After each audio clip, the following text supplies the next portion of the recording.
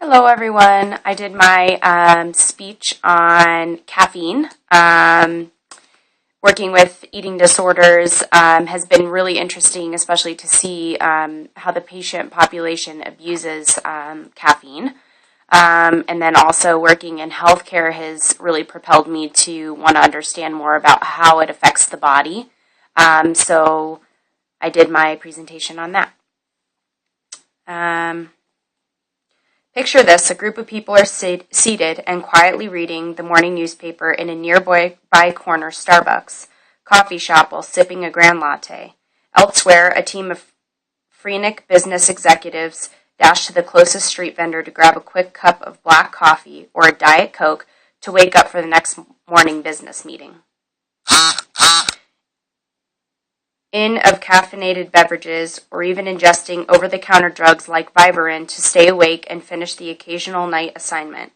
In a quiet tea house, people debate philosophy over a cup of Assam or Darjeeling black tea, whether used as a day starter or work finisher, or a recreational excuse for conversation. Substances containing caffeine have developed a certain contemporary cachet in American society, though they have been available for centuries. On the other hand, ever-increasing consumer vigilance regarding individual health causes many people to wonder about the addictive and potentially dangerous properties of caffeinated products. For a drug so commonly used, little attention is paid to the chemical itself, and abundant sources both in nature and synthetics, the quantity of caffeine ingested on a daily basis, and the real effects of caffeine use both short and long term. These issues are now discussed in detail. Caffeine is now thought to be the widely used psychoactive drug in the world. Some studies estimated that 90% or more of the country's population uses caffeine, whether through foods, beverages, or prescription and over-the-counter medicines. The most common source of caffeine for Americans include brewed coffee, brewed tea, typical cola drinks, milk, and dark chocolate, and over-the-counter medicines like Anacin and Vivarin. Caffeine is an alkaloid, or nitrogen-containing substance, bearing the chemical formula C8H10N4O2. It belongs to the family of chemicals known as methylxanthines, which also includes the closely related chemicals theophylline and theobromine. In its pure form, caffeine occurs as odorless white fleecy masses, glistening needles, or powder. As with all methylxanthines, caffeine has a low solubility and is therefore often combined with a wide variety of compounds to form complexes such as double salt sodium benzoate for purposes of enhanced solubility in consumer goods like soft drinks. Caffeine and the other methylxanthines are found in nature in plants widely distributed geographically. Tea, which is prepared from the leaves of the plant Theasinensis, naturally contains all three of aforementioned methylxanthines and is consumed by at least half the entire world population. Cocoa and chocolate are produced from the seeds of Theobroma cacao. Both contain caffeine and theobromine, and both are used in the world over. The most obvious and important source of American caffeine intake, coffee, is produced from the coffee Arabica plant. Prior to the deliberate of extracts in the nuts of Cola acuminata, while it occurs abundantly in the nature, form a wide variety of sources. Caffeine is also created synthetically and by extractions from cocoa, coffee beans, or tea leaf waste, which allows for its inclusion in a greater variety of consumer products. It is difficult to arrive at a recommended ordinary consumption quantity or a standard dose since caffeine is present in various consumer goods at widely differing levels. Some sources suggest that 100 milligrams, whether delivered into the bloodstream by liquid or solid, is useful as a baseline single dosage. Though caffeine content can differ markedly even with a product category, for example, the amount of caffeine present in real-world coffee can range from 75 to 250 milligrams per serving. The rough quantity of caffeine is the most commonly ingested products. The standard 6-ounce cup of coffee contains roughly 150 milligrams of caffeine, whereas a similarly sized cup of brewed tea contains roughly 70 milligrams. Espresso, a common ingredient in many of today's popular specialty coffee drinks, contains closer to 100 milligrams of caffeine per liquid ounce. A conventional 12-ounce can of soda contains approximately 50 milligrams of caffeine, though specialty sodas such as Jolt Cola contain closer to 70 milligrams. Milk chocolate contains roughly 6 milligrams of caffeine per ounce, and the most common over-the-counter drugs, Anacin and Excedrin tablets, contain 32 milligrams of caffeine each, while Vivarin contains 200 milligrams per tablet. More noteworthy than the specific quantity of caffeine in conventional consumer products is the quantity of each product ingested on a daily basis. While the customary 6-ounce cup of coffee may contain 100 milligrams of caffeine, the ordinary serving size of Starbucks coffees are 12, 16, and 20 ounces each. More than half of all adult Americans drink an average of 3.5 cups of coffee a day, in addition to tea, cola, chocolate, and over-the-counter caffeine-containing drugs. If potential problems with adult caffeine consumption are an issue, depends on the body weight. Some sources suggest that the highest exposure to caffeine from soft drinks on a milligram-kilogram day basis is among young children, especially children under the age of 6.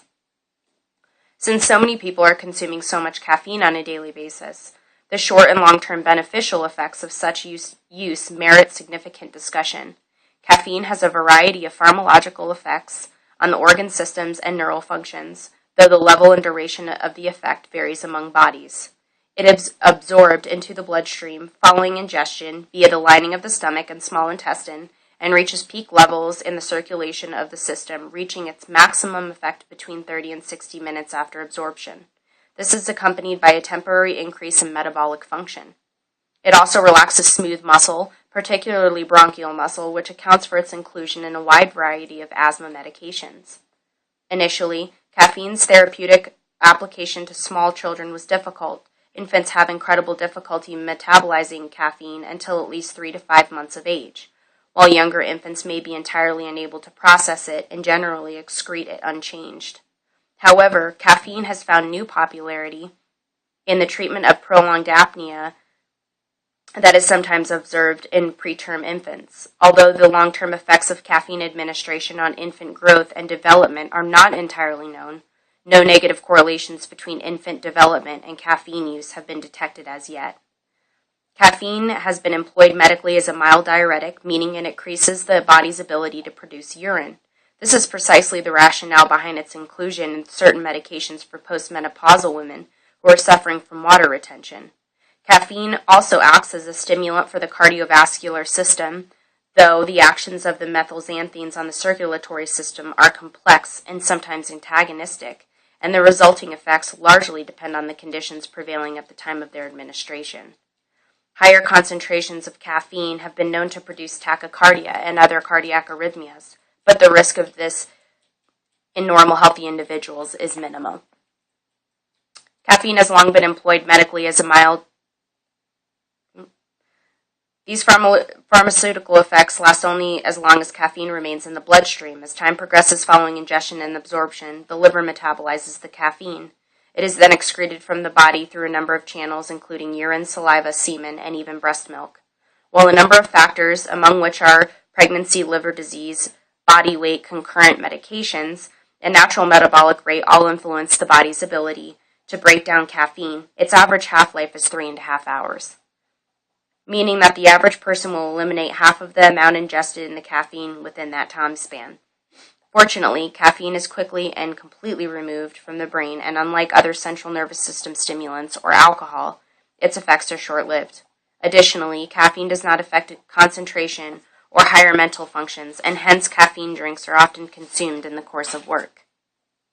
Put simply, people predominantly use caffeine to help them wake up in the morning so that they will feel more alert and less tired. The chemical process behind this feeling of increased alertness, however, is actually quite complex and requires a brief discussion of the body's sleep mechanisms. In order for a person to fall asleep, adenosine is created in the brain, which then binds itself to specialized adenosine receptors. This normal binding process causes drowsiness through adenosine slowing down of the nerve cell activity.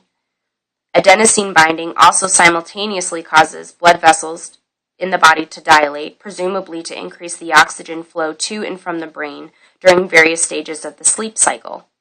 Caffeine interferes with the body's natural tendencies to feel tired and sleep by engaging in adenosine replacement. To a nerve cell, Caffeine's xanthine structure appears similar to adenosine, allowing this substituted binding process to occur. However, caffeine chemically stimulates nerve cell activity rather than slowing it down, causing the familiar feeling of a lift.